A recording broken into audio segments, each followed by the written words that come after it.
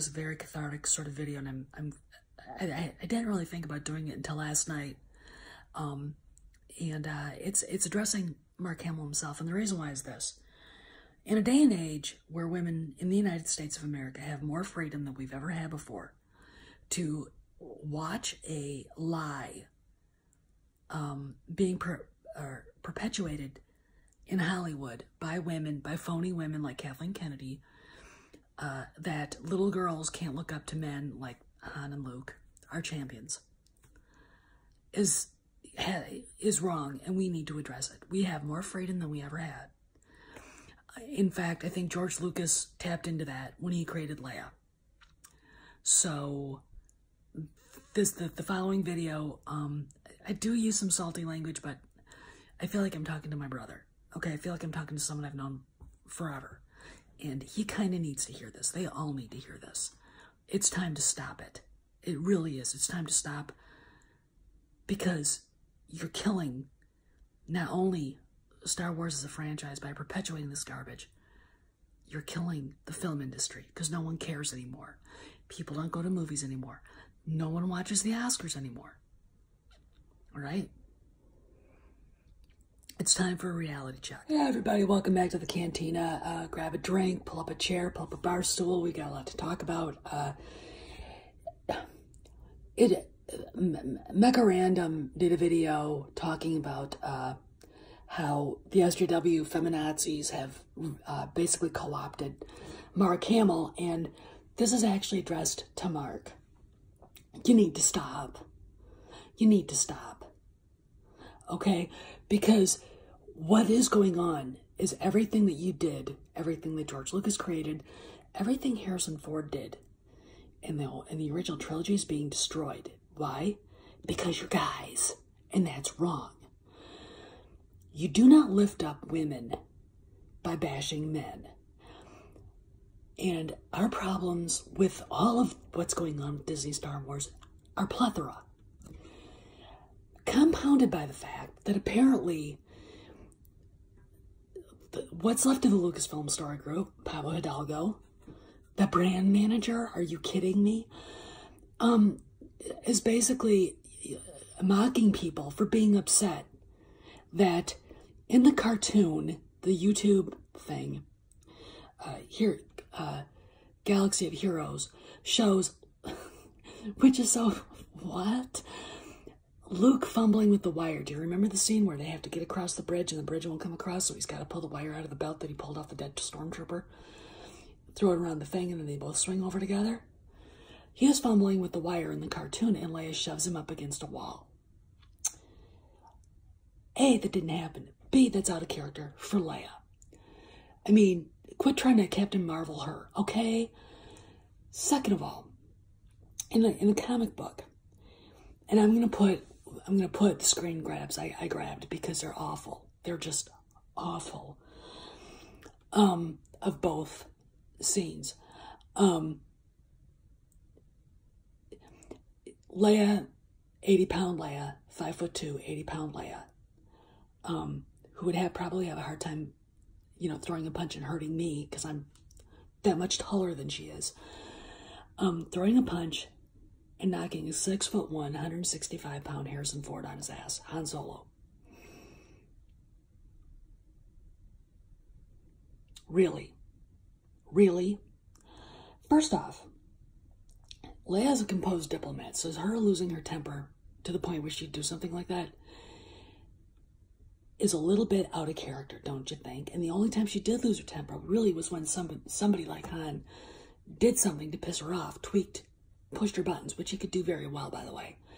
But throw a punch? No. Physical violence towards people like that, in any way, shape, or form, was something Leia wouldn't do. This is why we're having a problem. They're trying to Captain Marvelize her, and that's wrong. This is bad for girls to see. Okay? Now, all right, let me explain. Kathleen Kennedy, in an interview, said that little girls can't relate to Han or Luke. Bull effing shit. Just as Kennedy says, little girls don't relate to Han or Luke. Bullshit. When I was a kid, and I walked out of episode 4, Star Wars, as we called it, Star Wars. I looked up to all three of them. You know, girls don't look up to guys the same way guys do. You know, guys want to be like them. Girls just want them. Okay, that's why we all looked up to them. I had absolutely no problem at all with them at all. In fact, you know, if anything, the part of the cantina scene when Harrison Ford shows up, I was inspired. I mean, I walked out of that movie thinking George Lucas was the most brilliant filmmaker of all time, and I was absolutely head over the heels cuckoo over Harrison Ford. All right? And then there's Mark. You, Mark. Okay, you. All right? And then, of course, Carrie, who was perfect. You know, what on earth would possess Kathleen Kennedy, who worked for George Lucas and with George Lucas for decades?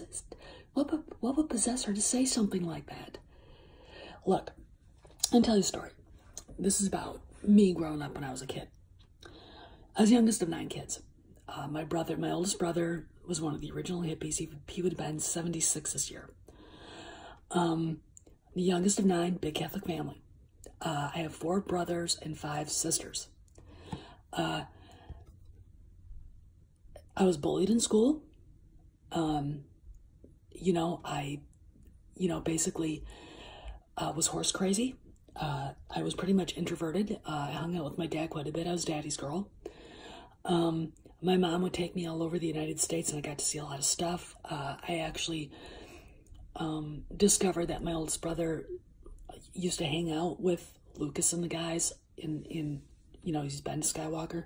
He'd been to Skywalker Ranch, and all that. I was horribly jealous.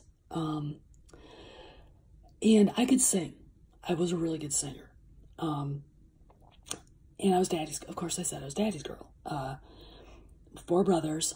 I learned to deal with guys at a very, very young age. In fact, my brothers taught me how to throw a punch. My dad taught me how to fish. He was a commercial fisherman. He was a duck hunter. I went duck hunting with him. I did all this stuff outside. I was the only kid in our neighborhood who had a Millennium Falcon, so that basically made me the most popular kid in the neighborhood. Even if I was bullied, at least I had some friends hanging out. Besides my dogs, horse crazy. I used to work at a ranch when I was a teenager.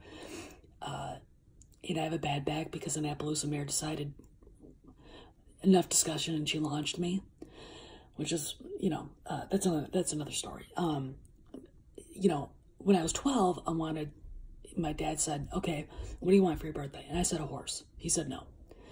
So I said, okay, a really nice stereo. No. All right, clothes. Your mother buys you enough clothes. Then he said, what if I buy you a shotgun? Guess what? I learned how to shoot. Okay? You're talking to the biggest tomboy on the planet. All right? Who loves men? I would rather hang out with men than women in a heartbeat. I don't get along with most women. I don't like most women. I don't understand most women. I never bought into the feminist shit because I didn't need to. My father and brothers treated me like, I was the little sister, but, and we all had choices. My sisters could learn how to do all that stuff. They decided not to, okay? And another thing, they never learned how to take responsibility for the bad decisions they made. And I did because I hung out with my dad, okay? So, and I could sing, all right? And when I walked out of episode 4, Star Wars, I not only wanted to be a singer, I wanted to be an actress. I wanted to be a director. I wanted to do movies. That's how much that movie inspired me. And I was also a little fat and dumpy as a young teenager. And one of the people that I used to admire a lot, in fact, she was one of my idols, told my mother in front of me that I was fat. And then I decided I was going to show her, and I was anorexic. And I had won the state music contest with a song by Schubert called Gretchen am Spinnrad, if you've ever heard it. It's a very difficult song to sing. I was a soprano. I walked off the stage, and the judges were sitting there with their mouths open, and one of them goes, do you sing musical theater? And I said, not yet. No. She said, you need to. So I thought, okay, all right, I got it.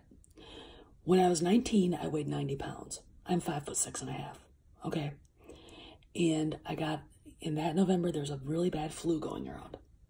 I was in college, you know, just doing my thing. Really bad flu going around, and I got it. And I went in. The doctor looked at me and said, didn't even look at my lungs, and said, you have the flu. Here, go home and take NyQuil, drink a lot of orange juice, and you'll get better. Well, Thursday, I was at my parents' house, and my brother came to see me and was like, holy shit. So he called my sister Joan, who came and got me, took me back to that doctor. The doctor said I had pneumonia in both lungs, and Joan rushed me to the emergency room. I went from the emergency room to a floor to the ICU in about an hour.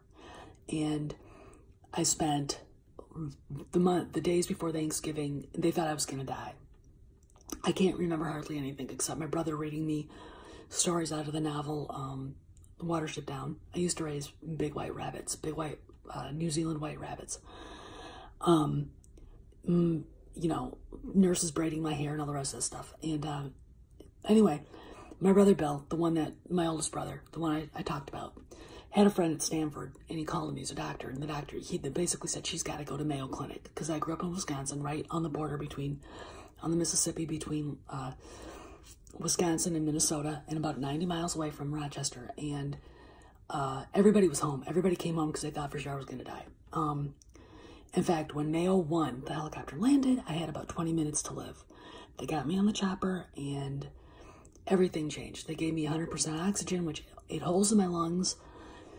But they got me to Mayo, and after about 6 weeks of, well, not really 6 weeks,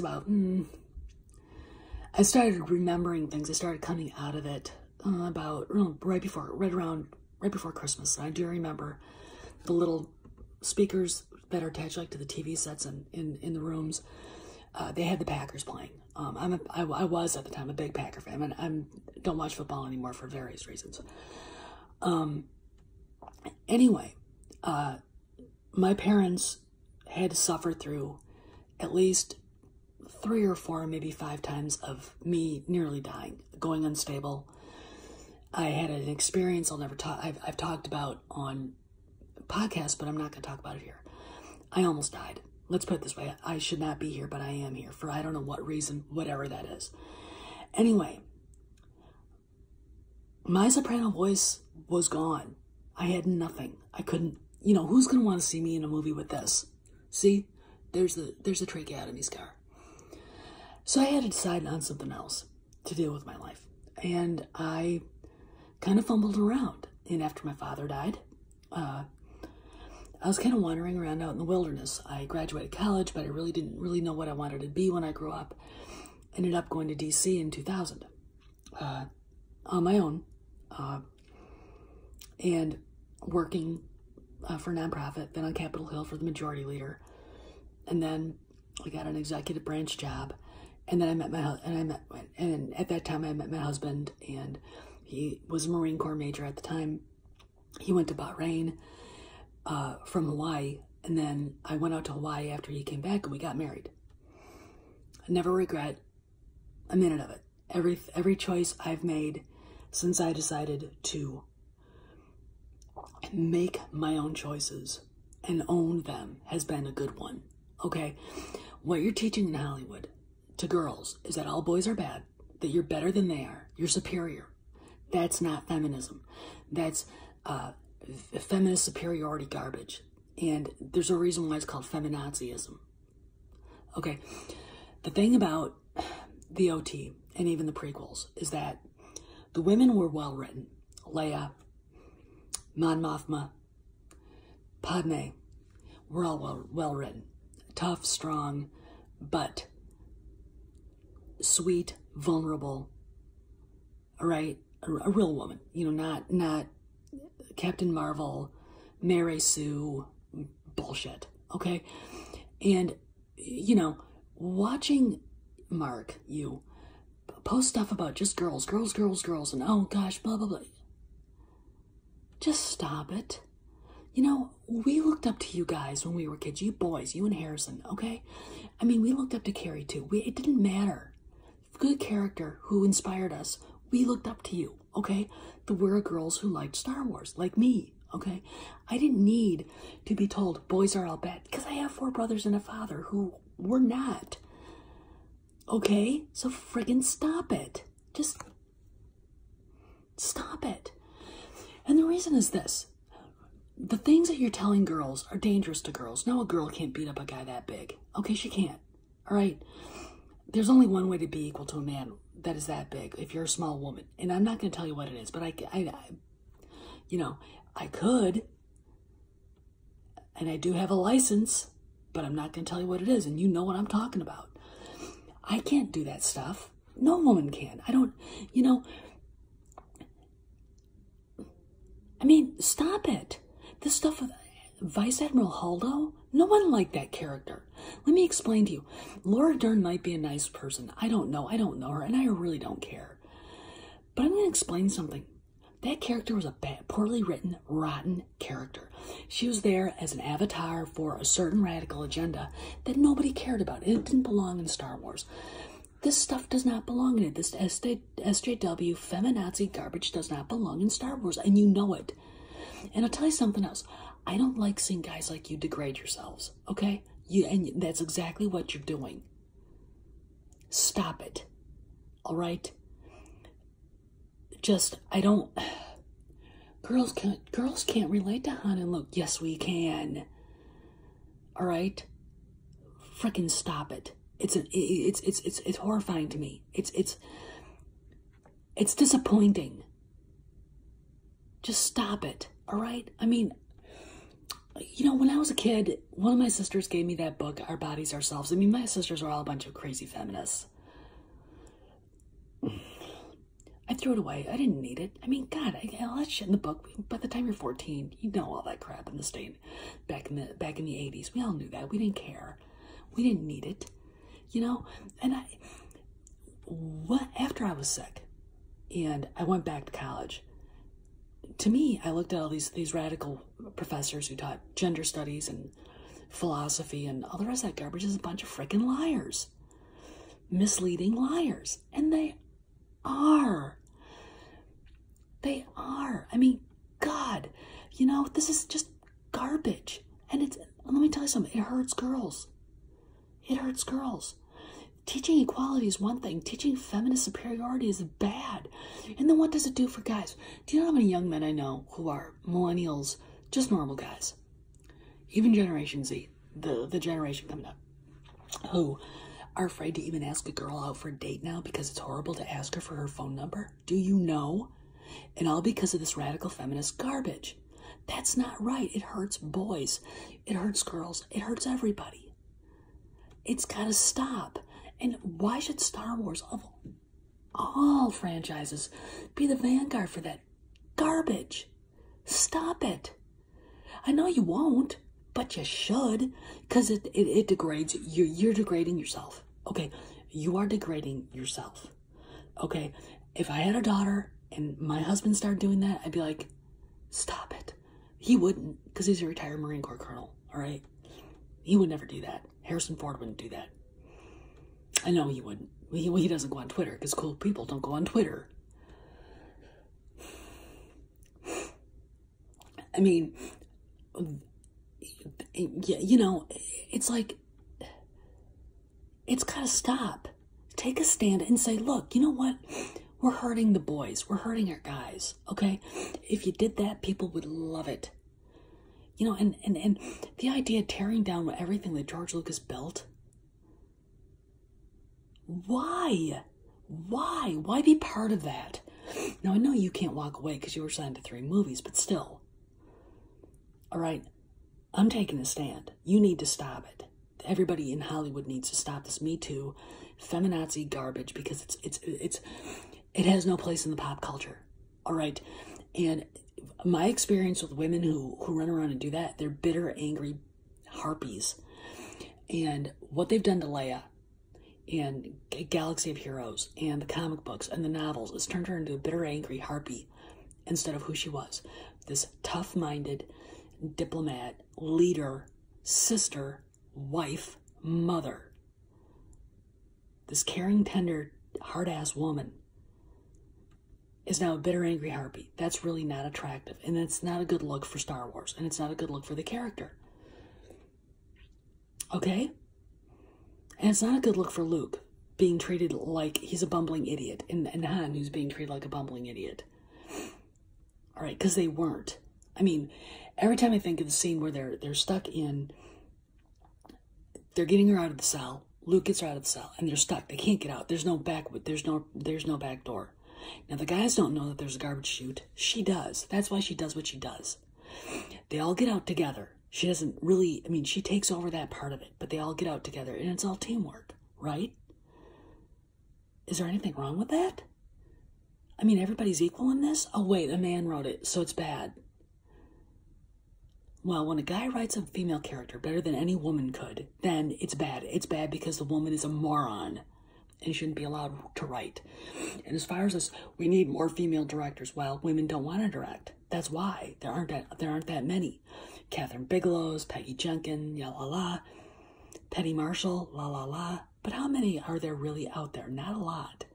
And the reason why is because women don't do that. Women want to write, maybe produce, act, but really directing? I mean, so this whole thing of equal representation is garbage. It's who really wants to do it, and then are they talented enough, and that's it. All right? This affirmative action garbage has to stop too, but for crying out loud, Mark, and then I'm going to let you go. You need to stop degrading yourself like this. All right? You really, really need to. Because we all loved Luke the way he was. We all love Han the way he was. We all looked up to those guys. They were our champions. I mean, that's why a girl could relate to Han and Luke. They were our champions.